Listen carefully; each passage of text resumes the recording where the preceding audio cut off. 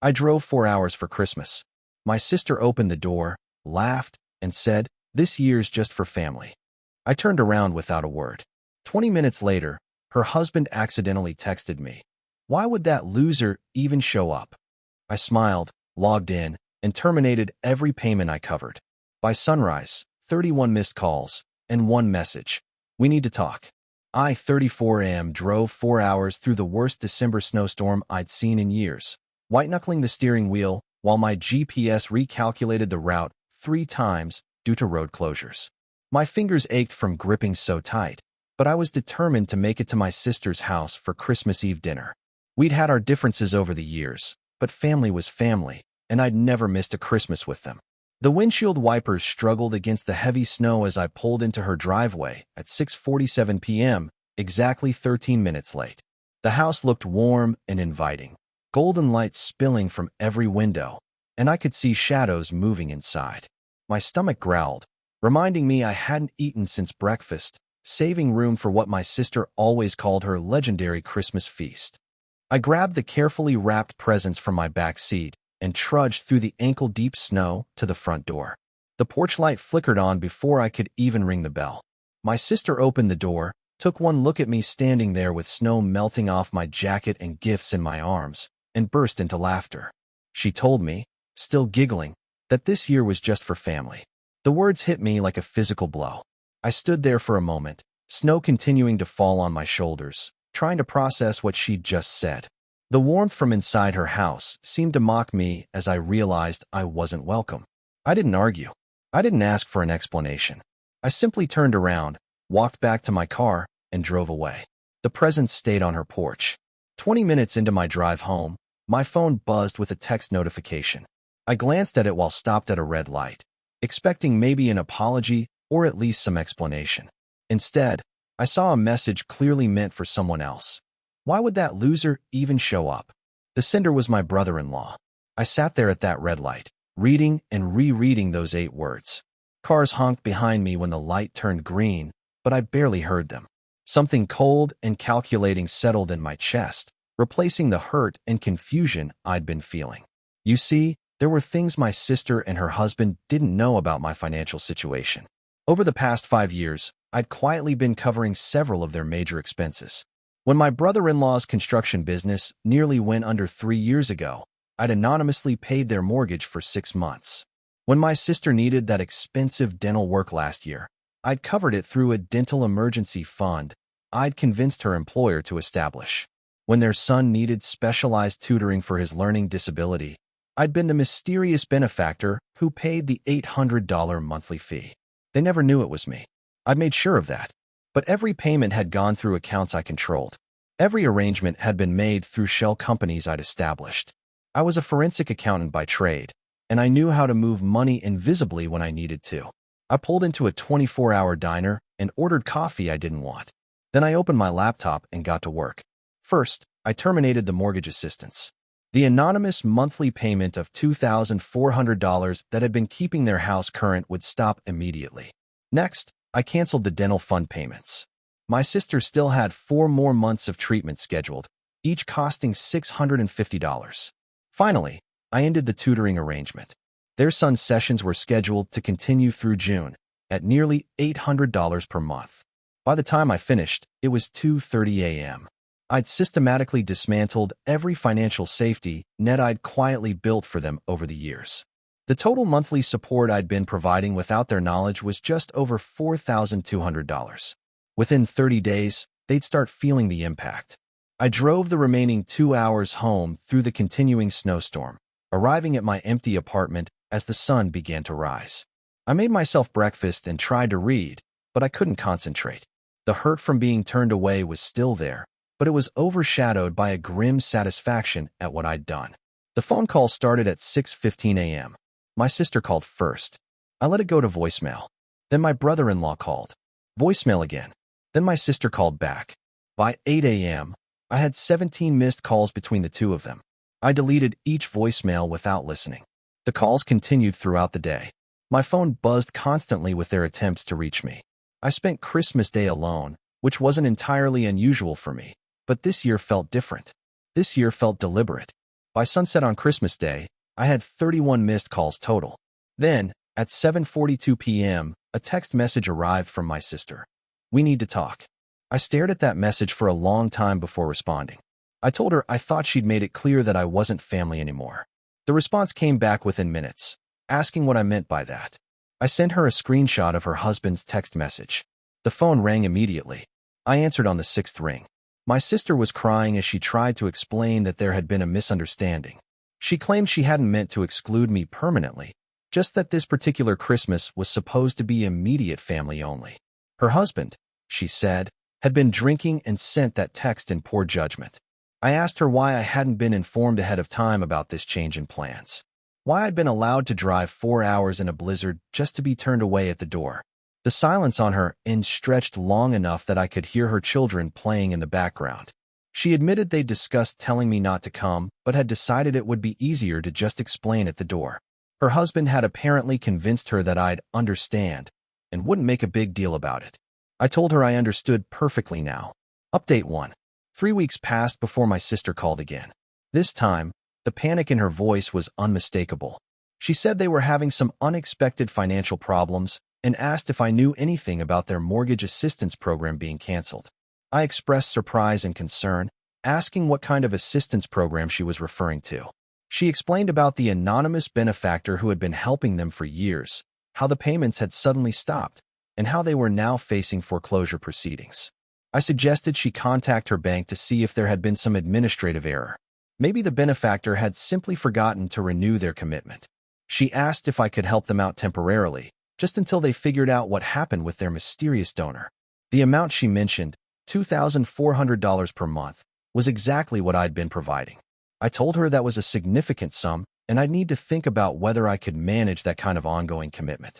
A week later, she called about the dental treatments. The provider had contacted her to say the special fund had been discontinued. She was looking at $2,600 in outstanding treatment costs with no way to pay. Again, she asked if I could help. I reminded her that I was just a single guy living in a modest apartment, not someone with unlimited resources. I suggested she look into dental schools that might offer reduced-rate services. The tutoring situation came up during our next conversation. Her son's academic support was ending abruptly, and they couldn't afford to continue the sessions on their own. She was desperate, asking family members for loans, trying to figure out how to maintain the help their son needed. I listened sympathetically, but explained that my own budget was tight. I worked in accounting, not finance, and couldn't take on multiple large ongoing expenses for family members. Update 2. By February, the situation had deteriorated significantly. My sister and her family were facing foreclosure.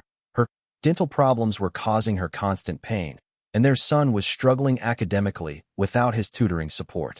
She called me sobbing one evening, admitting that she was beginning to suspect the mysterious benefactor who had been helping them wasn't so mysterious after all.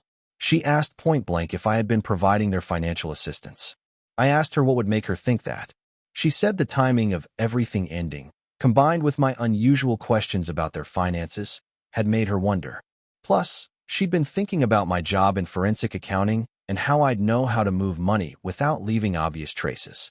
I told her those were interesting theories, but asked her why someone would anonymously help family members for years and then suddenly stop. She was quiet for a long moment before admitting that she was starting to suspect it had something to do with Christmas Eve. She asked if I was angry about what happened. I asked her if she thought I should be angry about being called a loser and turned away after driving 4 hours in a snowstorm to spend Christmas with people who apparently didn't consider me family. She started crying again, saying her husband never should have sent that text and that she'd made a terrible mistake turning me away. She begged me to understand that they'd been under financial stress and had made poor decisions. They wanted to make things right. I told her I appreciated the apology, but that some things couldn't be undone simply by saying sorry. The foreclosure notice arrived at their house the following week.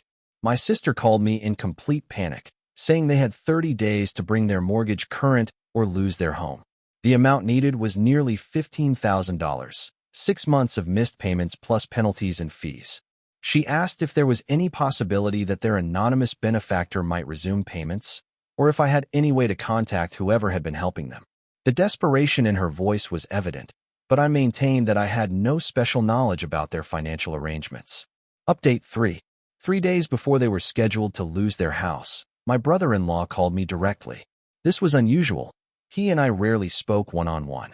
His voice was strained as he explained their situation and asked if I could help them with a loan.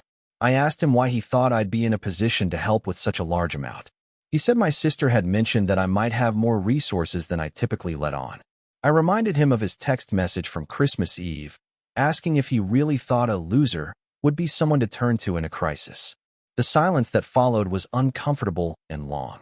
He eventually apologized for the message, claiming he'd been drinking and frustrated about work stress. He said he'd never meant for me to see it and that it didn't reflect how he really felt about me. I asked him how he really felt about me. Another long pause. He admitted that he'd always been somewhat jealous of my independence and financial stability, and that those feelings had made him resentful sometimes. The text message had been him lashing out inappropriately. I told him I appreciated his honesty, but that trust, once broken, was difficult to rebuild. 2 days later, my sister called with an update. They'd managed to get an extension on the foreclosure by agreeing to a payment plan, but they were still in serious trouble. Her husband had picked up extra construction work, and she was considering taking a second job, but they were barely keeping their heads above water. She asked me one final time if I knew anything about their former financial assistance, or if I had any ability to help them myself. Her voice had a quality I'd never heard before: complete defeat. I told her that sometimes people help others expecting nothing in return except basic respect and consideration. When that respect is absent, the help often disappears too. I suggested that whoever had been assisting them probably felt unappreciated and decided to redirect their generosity elsewhere. She asked if there was any way to repair a situation like that, hypothetically speaking. I said that would depend on whether the damage was just financial or if it went deeper. Sometimes the loss of trust and family bonds was more significant than money problems. The conversation ended with her saying she understood and that she hoped someday I might be willing to forgive them for Christmas Eve. I told her forgiveness and consequences were different things. I could forgive someone for hurting me while still choosing not to put myself in a position to be hurt again. Update 4. 6 months later, I received an unexpected call from my nephew, my sister's son. He was crying as he told me they might have to move because his parents couldn't afford their house anymore. He asked if I was mad at his mom and dad, because everyone seemed sad all the time now. Hearing his voice broke something in me that I'd been keeping carefully controlled. This kid had nothing to do with his parents' poor judgment, but he was suffering the consequences. I told him that sometimes adults make mistakes that hurt each other, but that it wasn't his fault and that things would work out somehow. I asked about his school and his friends, trying to reassure him while avoiding making promises about his parents' situation. After that call, I spent several days thinking about what I really wanted from this situation. The revenge had been complete and effective. My sister and her husband were facing serious consequences for their treatment of me. But my nephew's distress forced me to confront whether my actions aligned with the person I wanted to be. I decided to make one final gesture, not for my sister or her husband, but for the kids who were caught in the middle. I established a trust fund for my nephew's education and therapy needs, structured so that the payments would go directly to providers rather than through his parents. I also anonymously paid enough to prevent the foreclosure, but structured the payment as a loan with strict terms that would keep them accountable going forward. I sent a letter to my sister explaining that someone had decided to give them one final chance, but that future assistance would depend entirely on their treatment of family members and their demonstration of genuine appreciation for help received. I never revealed that the assistance was coming from me, and I never resumed our regular family relationship. But I also didn't leave my nephew to suffer for his parents' mistakes. The missed call stopped after that. My sister and her husband seemed to understand that their bridge with me had been permanently altered. We maintain minimal contact now, holiday cards, brief updates about major life events. But the easy familiarity we once shared is gone. Sometimes I wonder if I went too far, but then I remember standing on that porch in the snow, being laughed at and turned away after driving 4 hours to spend Christmas with people who called me a loser behind my back. The hurt from that moment taught me something valuable about setting boundaries and protecting myself from people who would take advantage of my generosity. I learned that being family doesn't entitle someone to unlimited forgiveness or support. Respect and appreciation aren't optional components of relationships. their requirements. And sometimes the most loving thing you can do is let someone experience the full consequences of their choices, even when those consequences are painful to watch. My Christmas dinner now is usually a quiet meal alone or with friends who have chosen to be in my life. It's different from what I once imagined family holidays would be, but it's honest. No one sits at my table who doesn't want me there, and no one benefits from my generosity who doesn't value it. That's worth more than any traditional family gathering where I'm tolerated rather than welcomed.